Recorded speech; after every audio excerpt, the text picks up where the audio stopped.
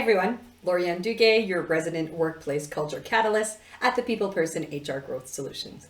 Over the past few weeks, we've been exploring those 10 key features, those motivational drivers, those secret or not so secret ingredients that when infused into the end-to-end employee experience will actually allow you to create that workplace culture that not only attracts but keeps the talent you need to thrive. This week, we explored leadership. We've all heard that people don't leave bad jobs, they leave bad bosses. That being said, people want to work for leaders who empower and coach them into stepping into their full potential. Effective leaders understand the value of coaching rather than telling. During my coaching conversation or coaching workshops, I'm often asked, how do I move away from, and why would I move away from telling and just giving the employee an answer when they come to me with a challenge or a question? It seems so much more time efficient just to tell them what the answer is as opposed to, actually spend some time helping them explore some solutions. To this, I usually resort to my Chloe story. Chloe, my teenage daughter, loses things on the not daily, hourly, like most teenagers do. Her jacket was one of those things for the longest time.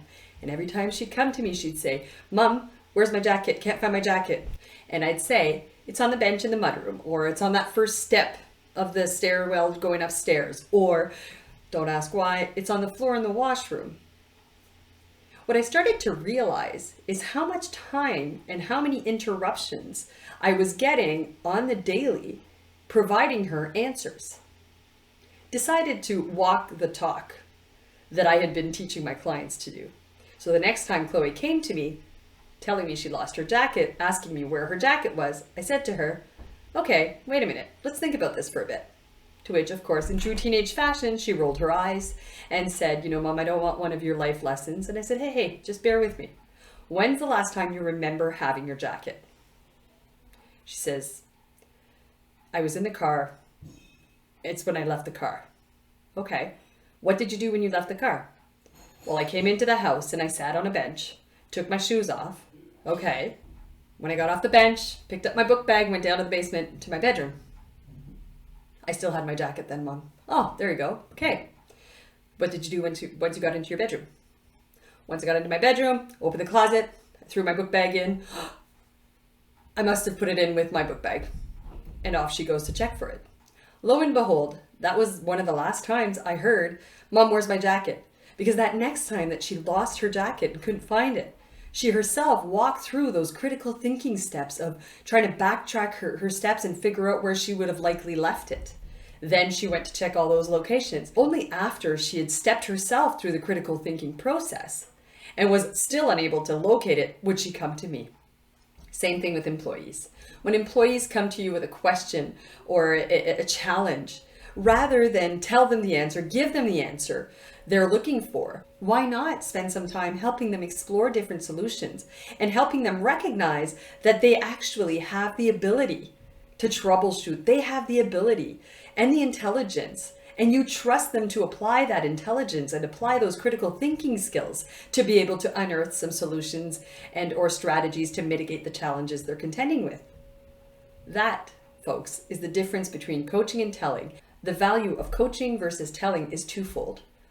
For yourself as a leader, you're helping your employees recognize their potential and helping them feel more confident in their ability to troubleshoot and to generate their own solutions, their own answers.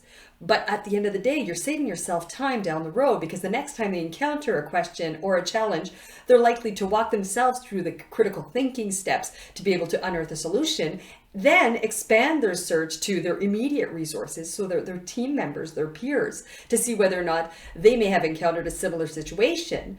And only then will they come to you to help them out and support them through that solution. So although it seems time consuming at the upfront to provide them that coaching and walk them through that supported, guided, critical thinking journey, in the long run, it will be saving your time.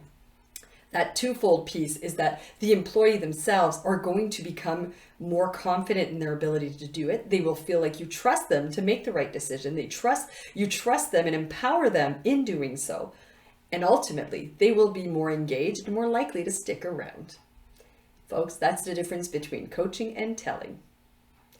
Want to know more? Make sure you join our Thrive Hive if you haven't already done so to receive regular tips and tricks on how to shake up your culture and create that work environment that will enable you to attract and keep the talent you need to thrive.